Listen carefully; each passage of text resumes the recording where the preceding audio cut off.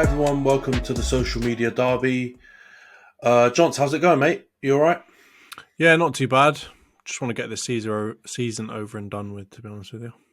Yeah, it's kind of pittering out a little bit, isn't it? Title race over, top four race almost over. I'm obviously happy about that, but excitement wise, I think we're all pointing towards the relegation battle being the only exciting thing on the final day, isn't it? I think it's looks like Yeah, everything else is pretty much wrapped up. So yeah, let's start with Arsenal, man. Sorry to say, it looks like it's pittering out in a bad way for you. Two defeats on the bounce, 1-0 defeat away at Nottingham Forest. What do you think of the match?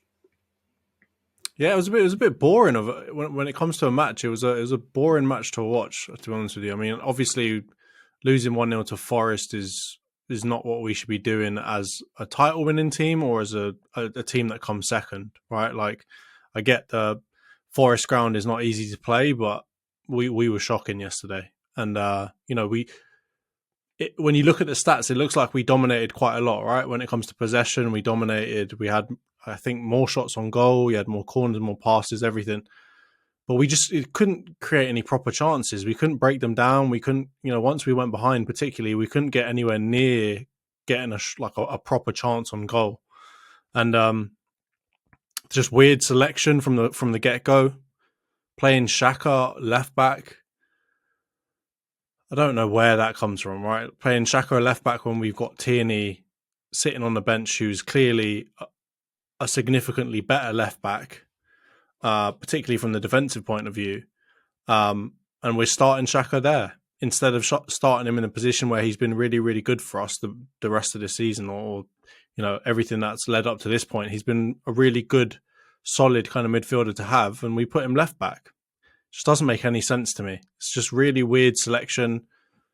I get maybe he's trying to experiment or something, but at the end of the day, the Arsenal fans, I think we just want him to just close out the season with some confidence, right? I get it, we've lost the title now, but have some pride, man. We should. I know that Nottingham Forest are fighting for relegation and all that, and fighting to stay safe, but come on, you need to be putting them away. And everything in the lead up to that goal, it was a terrible goal to concede. The Odegaard pass, I don't know what he's trying to do there. I don't know who he's trying to pass it to. He's clearly having visions or whatever else that there's somebody else there, because that was shocking. Obviously no Martinelli, no Zinchenko, so obviously that limits us somewhat, but we were poor. It was honestly a shocking game to watch, and from the get-go, you could feel that we weren't going to create anything. I don't know what's happened recently, but it's shocking. We've lost 3 of the last 5 of our matches, which is as many as we did in the first 32 games of the season. That is absolutely shocking. And like I said at the beginning, I just want to wrap this season up now. This is a horrible way to finish it. Yeah, it was. It wasn't the greatest match I've ever seen. We obviously watched it together, didn't we? And it wasn't. I don't know. It just seemed like one team was really up for it, and the other team just. I feel like you had loads of the ball, like you said. You didn't look like completely off it when it came to keeping the ball and moving it around and stuff, but it just didn't look like you had that cutting edge, which you have had, especially away. I mean, your away form's been really good. Um, so it was just a really weird kind of. It was like you had your flip flops on type of performance, but it's weird because I know the leagues hadn't technically gone, but it was basically it was gone because we knew City just needed a win and but it kind of felt like Arsenal felt that way. And yeah, the team selection was strange. Xhaka left back. I could understand it if you're missing Tierney or you're missing Zinchenko or both at the same time. I kind of get that, but without that kind of forcing your hand, it just seems like a weird choice. It either kind of indicates that Tierney's leaving or he's not quite up to it and Arteta doesn't trust him yet to play left back. But you kind of saw when things weren't going well from the second half, he brought Tierney on. So it seems like a weird experiment that he was trying to do, like you said, that went wrong. And he tried to correct it when it was a bit too late. Because I think if you didn't concede, then maybe it was something that you could have, snuck a 1-0 or even got a draw and kind of walked away thinking that, it was a Yeah, bad day at the office. On that note, I think when it came to like starting Xhaka at left back, I again feel like Arteta doesn't know how to play any way but what he's instilled in the team so far. So the whole idea of having like an inverted kind of ball playing left back that can kind of come more into the middle and help out the midfield, it just feels like to me he's like, all right, that's the only way that we can play, and so I'm just going to put whoever's better at that position into the tactics and into the team, and we'll just see how it goes. And what he's not realizing is that we haven't got the depth to stick to one tactic the whole time. We have to play with the players that we've got today, and not all of the players that we've got today can do all of the roles that he needs them to be able to do. So he needs to be able to adapt. He needs to be able to, have a couple of different tactics, a couple of different formations in his back pocket for us to try and break a team down. But it doesn't seem like he's got any other ideas. Again, we've said it in the group chat for the last month and a half now. He's got no plan B. And it seems like to me, that's why he's putting Xhaka in there. And he's thinking, all right, we'll try and put him there and he'll do the job and you will be all right. It's the same as when he tried to play Vieira in that kind of 8 role next to Odegaard. And you're thinking, this is not working. These are not the right two people to be playing in that system. And I think that's where he hasn't figured out properly, okay, if I haven't got my best 11, here's how I need to change up a little bit. It doesn't feel like he's figured out a plan B to what we do. And it's clear when we don't have our best 11, that plan A that we have doesn't work. As soon as a couple of those pieces are wrong, everything goes tits up. So that's something that he either needs to improve so that our best 11 is no different from our second 11 so that they can just play the same style every single time. But even then, he's going to have the chance that he's going to get found out and people are going to learn how to play against it and they're going to figure out how to beat us, regardless of whether it's our best 11 or second 11. I'm not one for like Pep's tinkering. That annoys me when he's like changing up the squad every 2 weeks, changing up the formations and all that. I'm not saying that he needs to do anything like that, but he's got to have at least a plan B and maybe a plan C so that if we come up against different styles of football, if we come up against big teams or small teams or ball playing teams or whatever, he can adapt a little bit. Well, I'm not seeing any adapting at all. It's just like, no, this is how we play. This guy's injured. We'll just put whoever's the second best replacement, but actually is a very far away second from our first 11. I'm not sure if you're seeing that, but it's starting to become really apparent in these last few games. Yeah, I mean, it's hard. It's hard to judge whether this is truly Arteta and his philosophy when it comes to maintaining one playing style through adversity, or for example, missing certain players or suspensions or injuries or whatever. He's still going to persevere with the same team or the same style of play, even when, for example, Rob Holding comes in for Saliba, who's stylistically really different. It's hard to judge whether that's truly his philosophy, I guess I'm trying to say, or he's kind of, his ass has fallen out when it's got to the pressure point and he's made some mistakes. I'm hoping, for your guys' sake, that it's the latter, but you don't really know. I guess the sample size, when it comes to you guys in this kind of higher echelon of football, is too small. It's only one season where you guys have been at this level. It's hard to tell whether this is truly his philosophy, because I will argue when you were in previous seasons and you didn't quite have the right, you didn't quite have the right squad or players to play a certain way, he did adapt a bit more and he did play a bit more defensive and he did do the counter attack and he did experiment with some different styles. If I even think about the FA Cup that you won in that first half season that he was there, you didn't play like you're playing now. You were a lot more pragmatic. You did kind of play a little bit more conservatively, and it paid off because you didn't have the players to play the way that he wants to play right now. So it's strange. I would hope, and I think at the moment, looking at the situation, it's more of the former, and he's more of the latter. Sorry, and that he's kind of bottled it a little bit. I hate to use the word, obviously, because it's overused at the moment, but it's more of that than kind of it's his kind of his constant philosophy that he's always going to play this way and he's never going to break from it and he's going to be ultra stubborn. But I guess you'll have to wait and see next season. I think you're probably right. He's going to have to either be more flexible again and go back to play in a certain way that maybe he doesn't agree with philosophically to get wins, or if you're in a certain situation where you're missing players. But if not, he needs to go down the Man City route and just pack his squad with 22 players who all can fit in and are interchangeable and at the same quality level or similar quality level to make up for, injuries and suspensions, because you're always going to get that, aren't you? You're always going to have players missing. So you've either got to go with one way or the other. Right, like Pep's done that really well this year, right?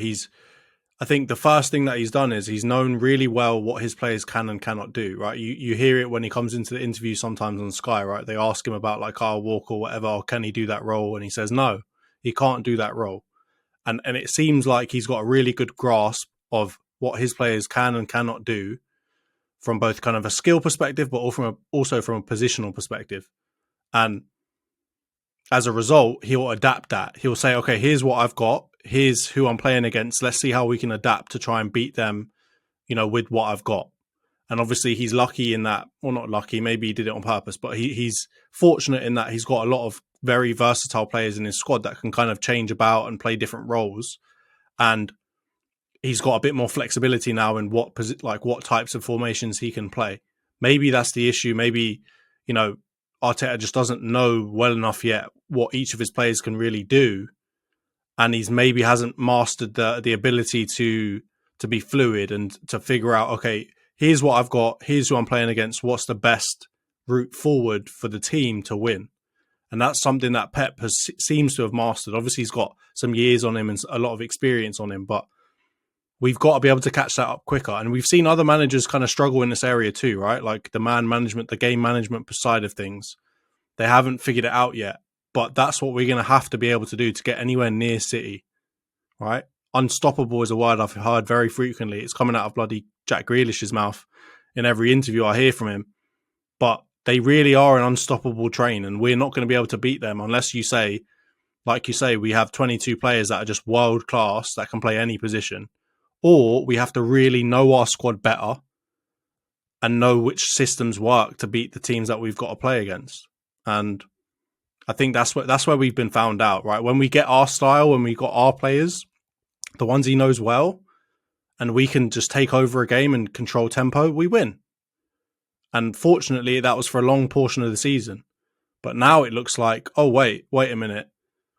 As soon as we haven't got a couple of our best players, or as soon as we get a little bit of pressure, or as soon as we, a team maybe switches up their style a little bit, we've got nothing. There's nothing, right? And that's worrying for me, because Premier League's a great league. There's a lot of great managers in this league. There's a lot of resources in this league for players to, for coaches to figure out and to spend resources and to figure out how to beat us. And we can't imagine that, everyone's just going to slow down while we try and catch back up or while we try and get ahead. Nah. In the summer, everyone's going to be buying who they need to buy. They're going to be doing all the training sessions, figuring out how to play, figuring out how to beat us again. We've got to make some big leaps and bounds from here to get anywhere near City. But not only that, just to stay where we are now in second position, or to be the second best team in the league, we're going to have a lot of work to do, because Liverpool ain't going to be sleeping. They ain't going to be messing about next season. You lot are not going to be messing about next season. Newcastle don't seem like they're going to be messing about.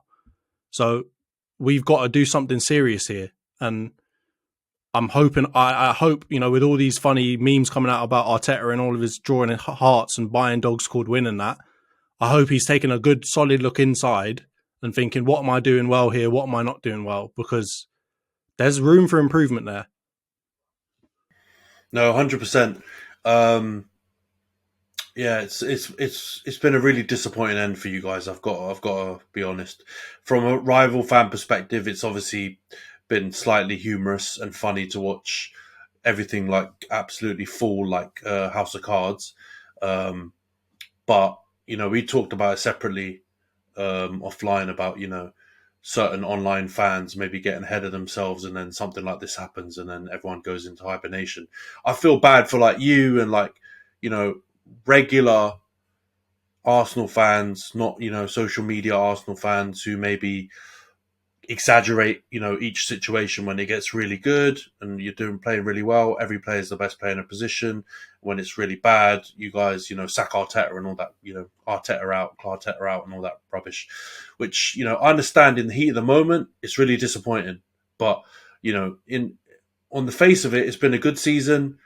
Shouting about it being a great season, manager of the season, all that kind of stuff. I reckon that's probably one step beyond the reality of the situation. Because, like you said, Arteta has definitely made quite a few mistakes in this period of the season. He's made some mistakes earlier in the season. We talked about Everton away. We Yeah. talked about United away. There were some tactical problems there, which caused those results.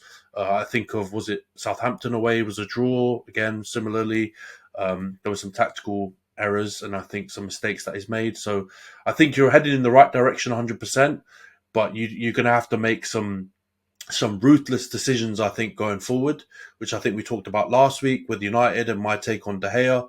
I think you're going to have to make some ruthless decisions, which brings us to our first talking point and hot take of the week, which is there's been a lot of rumours around Granit Xhaka and the fact he might be leaving the club at the end of this season. So here's the question, Johns. Granit Xhaka, would you keep or sell him? What's your take?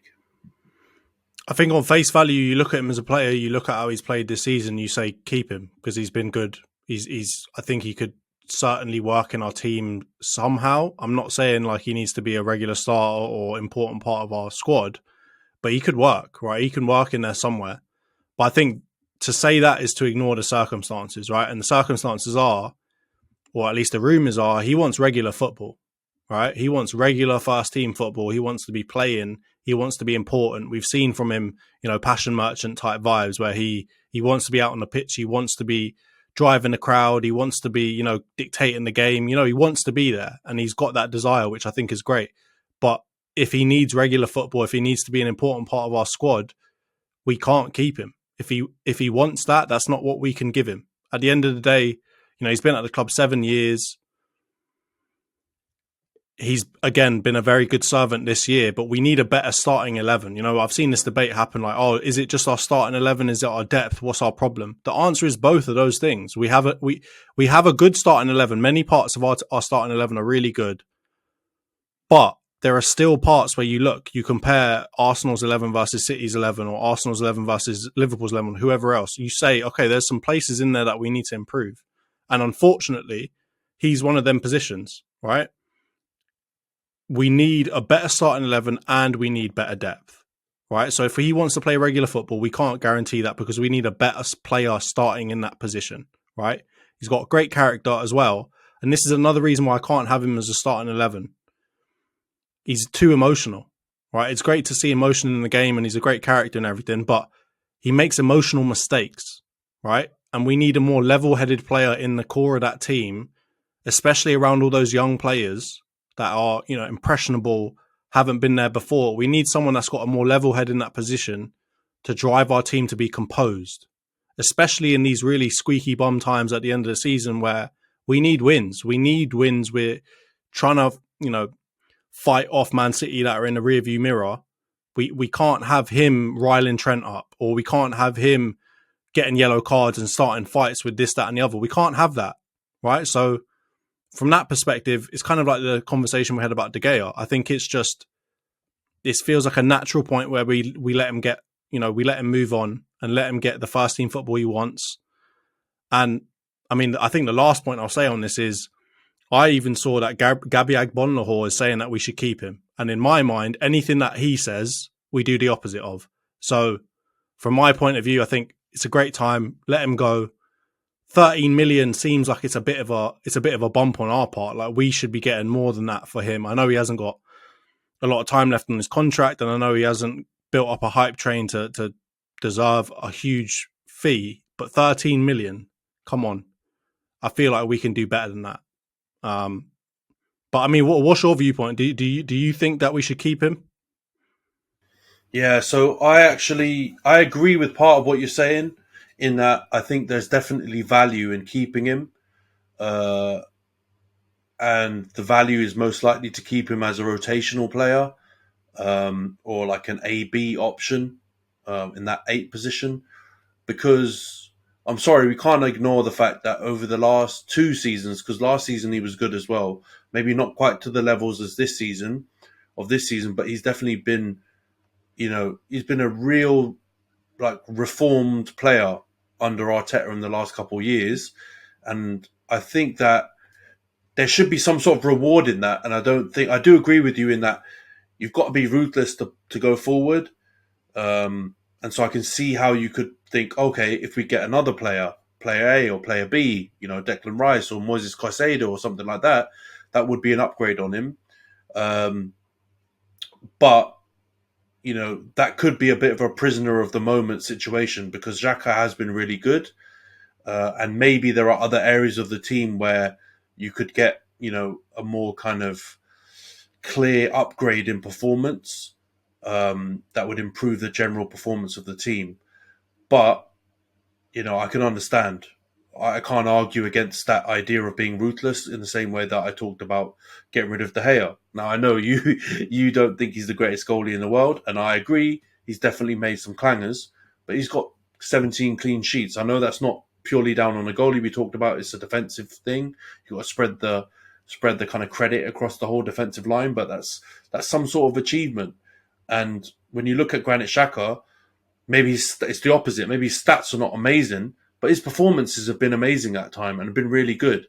Like, he's ranged from like almost a 6 on his worst day, which is not terrible, up to an 8 or 9. I can think of a couple of performances where he's been really, really good. And he's kind of driven Arsenal in tough moments. But I hear what you're saying. There are definitely better midfielders out there. So if you're going to be super ruthless, that 8 position, alongside some other positions where you might argue with me, could use upgrades. So when we're talking about that, is it who do you think would be that upgrade? Who would you look to try and replace him with? So, I mean, I would look to try and just straight swap him essentially with someone better in that position. So I'd look for Declan Rice. I think, like I've said before, playing him in a 6 role, playing him just like as a defensive midfielder or anything like that, or just like as a clean-up merchant, I feel like that's minimising what he can do. And I think with the ball at his feet, Declan Rice can be really, really good. I think he's also got a level head. He's got a similar kind of passion for the game. He doesn't. I don't think he makes quite as many emotional mistakes or gets quite as emotional as Xhaka. So I think it could be a straight swap. Let's get Declan Rice in. We, as I said before, we still got Jorginho. We still got a couple other players, and like I said to you before, you were asking me, oh, is it just Declan Rice or Caicedo, or do you want more? And I said to you from the get go, I want both. I know we haven't got unlimited funds to spend, but get me Declan Rice as a replacement for Xhaka, and then get me Caicedo as a replacement, or not a replacement, but as a rotation for Partey. I think the two of those things will solve not just the Xhaka issue, but the general issue, which is we do have some weakness in that centre midfield. And it partly comes from Odegaard. Just, I love him. He's been really, really good this season. But, when you have a player in your team like that loses the ball quite frequently because he's trying risky moves, he's trying killer balls, you need 2 level-headed, I guess I would say mentally mature midfielders next to him that can clean up, that can allow him to play the way that he needs to play to get us to win, right? Because he's our main creative outlet in the midfield. So from my point of view, let's get Declan Rice and let's get Caicedo. Let's not get ripped off and pay 120 million for Rice, though, and let's not pay 100 million for Caicedo. I don't even think we could do the two of those things at the same time. I'm hearing 200 million max. So from that point of view, we need to try and do some wheeling dealing here. And if it comes to the worst case, just give me one of those two, and I think we can go out and get somebody else in the other position. So, was it Milinkovic Savic? He could be a decent option. He's not quite as hyped up, but I'm sure we'll get ripped because that just seems to be the case for Premier League teams now, particularly the ones in the top 6. But get me someone like that if we can't get Rice or if we can't get, Caicedo or whatever else. There are other options out there. They're obviously not proven in the Premier League, but there are other options out there that we can look into. So that's what I would do from my perspective. Obviously, I won't get into all the other positions that I think we need to fill, but that's the minimum midfield wise what I'd expect. Yeah, I mean, I get it. I've heard other online Arsenal fans talk about that. Don't stop at getting Declan Rice if you're in for him. Try and get a Caicedo. Try and get another similar profile midfielder to come in, because essentially you need one more if Xhaka stays, and if Xhaka leaves, then you need two. Like, simple maths, isn't it? That's all. That's all that makes sense. But no, I get you. Personally, I would keep him and get one of Caicedo and Rice. But if he wants to leave, or if he wants to play regular football, like you've said, and you don't want that trouble, you don't want someone rocking the boat, or you don't want someone who's unhappy, then I get it. Get rid of him and be ruthless, like you said. There's benefits on both sides. I get it, but personally, I'd probably keep him. Let's move on to United then. Enough waffling about you bridesmaids. Let's get on to United. I've got to get the digs in now. Come on, mate. You guys have been winning all season. I've got to get the little. Mate, it won't be long before Man City slap you in the FA Cup. So I'll get you back later. Don't worry. I'm sure. The karma's around the corner for me. But let's get into the United result. So 3:00 kickoff away at Bournemouth. We need two more wins, or we needed 2 wins anyway, left out of our 3 remaining fixtures. 1-0 win. Casemiro with kind of a close range overhead kick / bicycle kick type situation. Again, similar to the Arsenal-Nottingham Forest match, boring. Not really the greatest performance on either side. I wouldn't say Bournemouth looked like they were on the beach. They looked like they were trying, but they just didn't look like they had any cutting edge. And I felt like the best compliment I could pay to United was we kind of kept them at arm's length. I know De Gea had one save from Kiefer Moore in the second half, and there was one from Dom Solanke in the first half, but that was kind of a deflection and it wasn't a super clear-cut chance. But they didn't have too many chances other than that Kiefer Moore chance. We didn't have huge amounts of chances either, but we had the same old story. We've talked about it on previous podcast episodes and offline. Just lacking a cutting edge. Antony was one of the biggest culprits. I'm sure that's music to your ears. You hate him, but he got into really good positions like he generally always does. But the last final decision, he either makes the wrong decision to cut back, or he's too slow and indecisive to make that decision. And then, the He's got no right foot. The returning defender. That's the issue. He's got no right foot, man. We were talking about it though, separately yesterday when we watched the match. Like, when he's doing it, when he's far from the goal and he's taking on a player, he will go right and he will use his right foot to keep the ball in play and dribble away from a player, which I like. That's right. That's good. Because at the beginning of the season, he was always cutting back. Remember, we were talking about it. What's he doing? He's just cutting back, doing little drag backs and his little fidget spinny roll circle thing and not actually taking on players. Now he's taking on players. That's good. He's beaten them actually. And he's got a bit of acceleration to get past him. He's not super rapid, but he can at least get away and he's got strength to fight people off. But now it's the same thing that we're seeing earlier in the season. When we get a counter-attacking opportunity, we need our inverted forwards and our strikers, when they run onto through balls or they run into final balls, to either make the right pass or to be able to shoot in a variety of different ways. And for him, he normally doesn't make the right pass if he needs to pass, or he underplays it, slightly, and he hasn't got that decision-making right yet. Or he's too predictable and he has to cut onto his left, which was the chance against Bournemouth. He was clean through, or the defender was kind of catching onto him, but he was essentially one-on-one with the goalie. He would have been. And all he needed to do was take a shot on his right foot. Like, that was the obvious way, and the angles were there for a right foot shot. And he decided to slow it down, cut back, go to his left foot. The defender caught up to him. Another defender caught up. The other United attackers weren't caught up to the play. So it was taking an age to wait for Bruno, to wait for, I think Sancho was still on at the time, or Garnacho, to catch up and actually offer him some options to do something. So he was really disappointing. You said Bruno also, was speaking terrible. of Bruno, what was it? We terrible. saw some comments that he was playing for Bournemouth yesterday, mate. Yeah, Saeed, big up Saeed. He was cracking me up. I looked on Twitter and he was shocking. And I love Bruno. I'll be there, like with Antony, defending him even more so because Bruno has actually turned up for us and has been our best player over the last 2 or 3 seasons, undoubtedly. but he just looked completely exhausted. Like his tank was on empty, and he was making bad decisions almost from kickoff. So he had a shocker.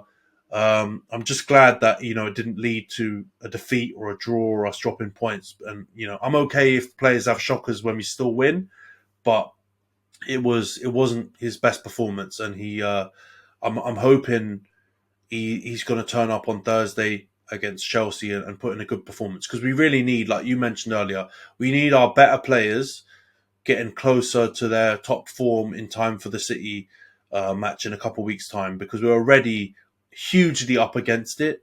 We need the Brunos, we need the Rashfords, we need our attackers to be up for it, because we're already missing Martinez. Obviously they've got Haaland, they've got De Bruyne, they've got amazing attacking output. We need to be at it. And our defenders look good. I think the positives were Lindelof. I know you were talking about the chance that Kiefer Moore had where he ran off the shoulder of him, but there's not much he can really do in that. But generally, other than that, he was really solid. And I have to say, since Martinez has been out, Lindelof is the one of the two centre-backs, whoever has played, whether it's Shaw or Varane now, who's been pretty much faultless. Shaw's given away penalties, done a few boneheaded things. Lindelof's the one who's actually looked quite assured and not very shaky, which I think we're not used to, because Lindelof with Maguire was very shaky. And that's what we kind of associate him with, kind of being nervous, shaky, able to get at. But he's been really good. So I think that was a huge positive. Do you think that defense is going to be able to deal? Like, I get that Lindelof's looked better, but I mean, yesterday's game was against Bournemouth, mate. I mean, the attacking options there are few and far between. Do you think that defense is going to be able to handle Haaland running at them? Or, I don't know, maybe they'll even play Alvarez. I don't know what's going to go on with Pep's rotation. But do you think they're going to be able to deal with better quality strikers and better chances coming into the box? Mate, I don't know if our first choice centre-back pairing can deal with Haaland and Alvarez and those guys. I think all of our top teams are going to struggle against him. I think it's inevitable. Whatever defence we put out, they're going to struggle, or Haaland's going to have some chances. He's going to give them a run around. We're relying on him having an off day, like the Old Trafford fixture earlier in the season. I think on that day we played Luke Shaw with Varane, and I think I don't know if he's going to be able to deal with that. Yeah, I don't know if he's going to be able to deal with that. It's a good point you make out, right? Like, your first team, your second team, doesn't really matter. Anyone's first team or second team is not going to really be able to deal with that City attack in most cases. I guess the question is, are you saying that it's going to basically be a shootout then, and it's going to be just about whoever scores more goals? I think that's highly possible. I think it's highly possible, but I think if it becomes a shootout, obviously that gives them a better chance, because I think they've got a better defence than us. So we're really not hoping for that. We're hoping for an off day for City. We're hoping for an on day for our strikers and defenders, and we're hoping that we're able to keep them quiet. It's a real big long shot. We've got to be honest, and it looks unfortunately like they're going to get the treble, and it looks like they're going to be able to kind of equal one of our greatest achievements, which brings us. I mean, that brings us to an interesting point when you say the words "equal your achievement." Right? There's a lot of people pushing for they will outdo your achievement, right? And I guess there's been a lot of conversation about this recently, and there's been a lot of content coming out off the back of it, right? About combined 11s, who's better, who would you take from each of the different squads, which I feel like is a really hard argument to do or to carry out. It's a very nuanced one of looking at, 20 years ago versus today, how was football played, and at that time, who would have been better, or at this time, who would have been better. And I know that you maybe took offense to some of the conversations going on about the combined 11s. I think you've. What were some of the takes from Carragher and Neville on Sky Sports? Yeah, so that's the second take of today's pod. It's an interesting one, isn't it? Because you're right. It's hard to compare eras or teams from different eras, for example. But Gary Neville and Carragher did a segment on Monday Night Football, kind of preempting the fact that City might win the treble, and then comparing them with their current team with our '99 team. And I think should we run through quickly what the what Carragher's his kind of combined 11 was? I'll quickly run through it now. It was Schmeichel in goal, Dennis Irwin left back, Ruben Diaz and Jaap Stam centre backs, Kyle Walker right back, David Beckham right wing, um, Roy Keane and Ilkay Gundogan centre midfield, Jack Grealish left wing, Kevin De Bruyne and Haaland playing as kind of a top two, or kind of like a I guess support striker and centre forward. So I think that's been generous to your team, mate. you're properly trying to wind me up, aren't you? So I mean, let's get the ones that I think I'll definitely agree with, right? I think definitely Schmeichel, I think he's probably the greatest Premier League goalie we've ever seen. But I think other goalies that could compete, aren't Edison. Like, I think Edison's a good goalie. Yeah, you'd say maybe Van der Sar. Like, some of your other goalkeepers from other eras might be able to compete. Exactly. I don't think Edison's getting on that level. Yeah, I think Van der Sar's close in terms of accolades. Petr Cech, you could look at maybe Alisson now of this kind of era. I think he's probably the best of the bunch. But yeah, I think Schmeichel, that's a pretty straightforward one. I think City don't really have a proper left back.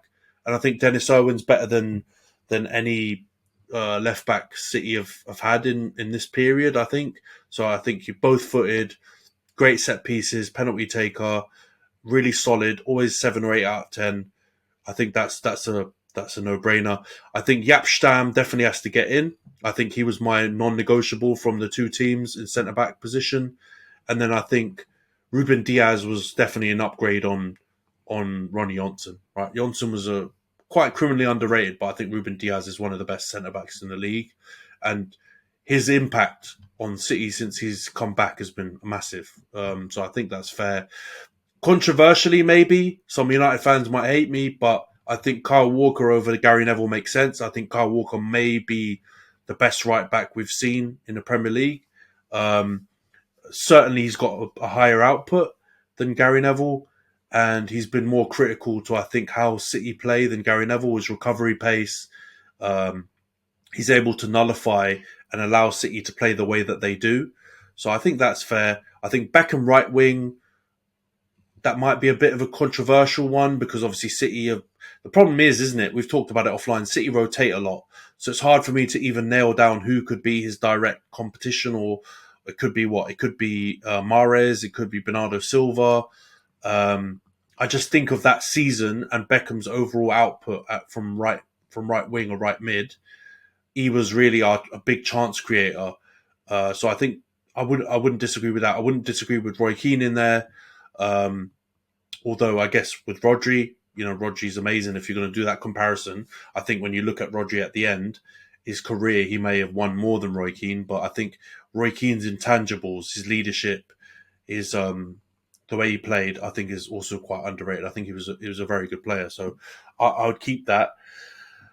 Now it's where it gets really sticky. So I really rate. We've talked about it. I really rate Gundogan. I think he's super underrated, and I think he comes up clutch consistently for Man City. And what was it? Was it Kyle Walker who said he's like the end of season Zidane? He just turns up and plays like Zidane at the end of a season. I really agree with that. I think he's top class, but I can't see a world where he is in that middle of the park over Scholes. That's an absolute.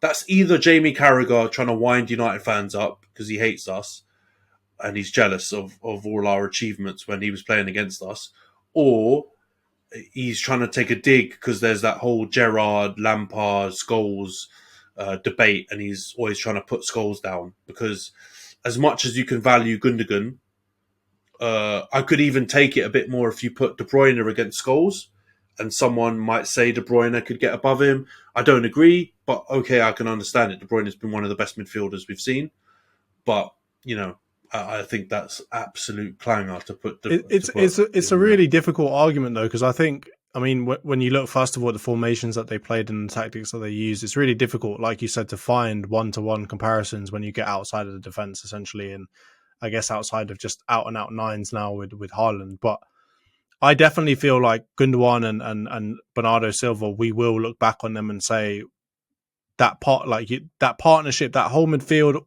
essentially everything from the midfield up was really, really special. So I can see why, just off of vibes, you're going to be like, yeah, Scholes is clear. I definitely feel like there is room, though. I can't imagine a world where you're saying that Beckham, Keane, Scholes, there's not even a chance that any one of those three would get replaced. And I mean, again, it's difficult to nail down who specifically, but I think Bernardo Silva and Gundogan have real good shouts of getting into that team. But I mean, I think the next one is probably the one I disagree with the most, on my end at least. And what did Carragher have going down the left again? Yeah, I agree with you. Just to wrap that point up, I think it's fair. It's fair. I'm probably looking with my United goggles on and saying that those are just crazy shouts. But you're right. Gundogan and Bernardo have been class for City. But yeah, the left wing one is the real crazy shout because he's decided to put Jack Grealish in at left wing over Ryan Giggs. And I think the logic behind this, and I've heard him kind of argue this with Roy Keane before, was that Ryan Giggs had a poor season in '99 and didn't really do that much. But I'd have to say, looking at the stats, I can't say that I think Grealish has had statistically an amazing season. Right? If you look at his goals and assists, if we do that and use the same logic, I don't think he's been great, right? His goals and assists are very modest. He doesn't have double figures in either one. He's not really had an impact for the whole season on the team. He's kind of had an impact in the last 2 months, right? We talked about it on the previous podcast. I had a bit of a rant about him, didn't I?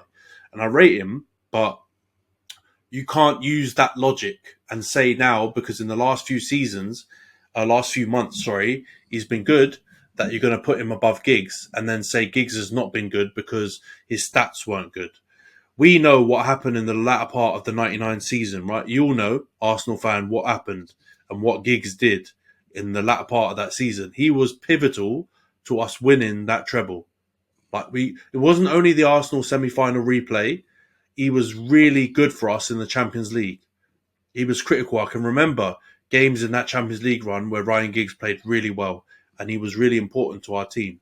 So I'm sorry, that is the worst clangor of them all on that list. And I hope to God that you will agree with me, because this is going to go real left and west for us if you don't.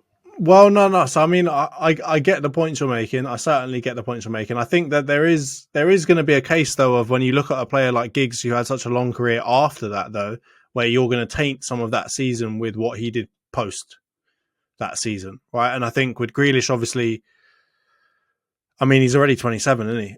So he's not going to have a whole lot of time left to try and make some memories and get into everyone's good books there. But I definitely think that's affecting you a little bit. I think I agree with you on the statistical side of things. Although Grealish, I think, does have slightly better goal and assist stats in terms of output than Giggs had that season, it's still not enough to make it a clear cut like, yeah, Grealish is better than Giggs here. And I think it's more the optics, right, of Grealish over Giggs that sounds worse than anything, right? Because again, when you think of the Giggs name and what he did after that, you think no chance Grealish is getting anywhere near that. But I'll agree with you that of all of the shouts in that midfield, that is the weakest one, right? Gundogan over Scholes, Rodri over Keane, Mahrez or whoever else, Silva, whoever else you wanted to put over Beckham. Any of those I feel like has a stronger argument than Grealish over Giggs in the on the left hand side. So I'll agree with you for now. I'll let that one go. Are we saying, De Bruyne and Haaland up top is just a non-debate? Because I know you're a big lover of old Andy Cole, right? Yeah, I mean, look, I get it. Haaland and De Bruyne have had an amazing season. They've broken records. Haaland's broken records, especially. De Bruyne has got the longevity. I mean, yeah, I would. I don't personally, or I find it really hard personally to agree with, but putting both of those in over Cole and York. But I kind of understand that it would be hard to keep, for example, Andy Cole in there with a Haaland. He's like, I guess Jamie Carragher's trying to make a 4-4-2 work in this day and age, and probably that too works better in this current climate than having two strikers. Even though I know Dwight York kind of was more of a deep lying striker, and Andy Cole was kind of more of the advanced striker. Um, the system doesn't quite fit in this day and age. But I can definitely put arguments. Andy Cole's got what is either in the top 10 most goals in the Premier League. He was a clinical bagsman and has been like criminally underrated, right? Compared to Darwin Núñez and them mans, which whatever Twitter prat said that needs to get banned. Twitter needs to allow us to report him, and that guy can't be on Twitter spouting that kind of misinformation. You're saying free speech, but not for people who say that, yeah? not for bellends like that. That's like, that should be tagged where, they put that feature where you can highlight when something's misinformation and fake news. That one should have had the little fake news badge on it. So other people on Twitter won't get infected by that idiot's opinion, because I'm sorry. The fact that Andy Cole, who's the chillest, most like laid back don of all footballers I've ever watched on TV or seen kind of talk, even that even caused him to come out on Twitter and start, talking with chest. So that's how outrageous it was. So, I could argue for Andy Cole and Dwight York, because I think they're, probably the top 5, striking duo partnerships the Premier League's ever seen. Maybe even top 3. But, I understand by the time Haaland's finished in the Prem, he may be close to Andy Cole's records in way less time. And the impact he's had on this Premier League has been unbelievable. And I think Kevin De Bruyne will go down as one of the best midfielders the Premier League's ever seen. I think he's getting to the point where he's in that Gerrard, Lampard, Scholes discussion for Premier League great midfielders. I think he's firmly in there now. And I can understand it. I'm not as outraged. Where, like you said, for example, the Keane Beckham one could have gone the other way. I can kind of see that argument, but I would pick my guys. Gundogan one, I think, is slightly weaker than those other ones. But the striker ones, I think, that's a 50-50 call, I think, right? People can choose either way. On that note, it'd be an interesting, because I think it's a weird one to say, okay, here are the two teams we're looking at, and we're just going to choose 4-4-2 as our formation to look at that, right? Because again, 4-4-2 is going to lend itself more to the United side, because that's kind of what you played at that time, and that was more popular at that time. And obviously football's moved on a little bit now in terms of that formation. It'd be interesting to see, and maybe that's a topic we can get into if City actually do complete the treble, which is, let's try and do that same combined 11, but let's try and do it maybe with a 4-5-1, or a 4-2-3-1 or something similar. Because I think when you change up the formation, it's going to look a little bit City. It's going to look a bit Blue Moon up in that 11, I reckon. No, I don't think it's as clear cut as that. But yeah, anyway, to wrap that little segment up, I think, yeah, Jack Grealish should not be anywhere near that combined 11. I don't care what he's been doing in the last 2 months. The impact he's had on that City team cannot be compared to what Ryan Giggs was doing in the 99 season. So if you want to clip that up, anyone, that's where you can clip it. Because Giggs literally is at least 10 times the player Grealish has been in terms of his achievements and his performance. So he should not be. We're going to have to rename the pod, mate. We're going to have to rename the pod to I Hate Grealish, or no, I really like 13 reasons why I hate Grealish or something like that. No, I like Grealish. This is like on the Big Six, like, Tobes. Always, kind of being critical of Grealish, but not because he hates him, but because, like, Grealish can be better. Like, I agree. For 18 months, you're looking at Grealish, and I was arguing before that I'd love Grealish in the United team when he was at Villa, right? I could see him playing for us, but he was rubbish for 18 months. You can't just like sweep that under the rug and say he's been good for 2 or 3 months. He has been good for 2 or 3 months. But now getting, this is where the line has to be drawn in the sand, right? And all of this exaggerated coverage of English favourite nepotism-y type players like Grealish, who everyone loves and says, "Oh, he's a cheeky chappy, we love him," needs to stop. You can praise him and say he's done amazing at this back end of the season. You can say finally he's looking like a proper City player. You can say, finally some of his achievements this season are going to be valid because he's actually contributed to them. But we have to draw the line in this, like, oh my God, he's unbelievable. He's one of City's now key players. And, he's going to be in team of the season. Like, come on. City should have a fair representation in that 11, for sure. Their achievements are insane. Or they look like they're going to be insane, right? They haven't done it yet, but it looks like it's going to be insane. But he's not one of the players that are going to get in there. The players that you mentioned, the ones that have been important to City winning the league for the last, 4 out of 5 seasons, are people like Walker, are people like Diaz in the last couple of seasons, are people like Gundogan in the last 3 or 4 seasons, definitely De Bruyne. This season is essentially the Haaland season for City. Those guys could get in, but, and then you've got Mahrez, then you've got Bernardo Silva, who've turned up way more than Jack Grealish. I'm ready to hear those arguments, and I'm not going to bite heads off if you make those arguments like you did.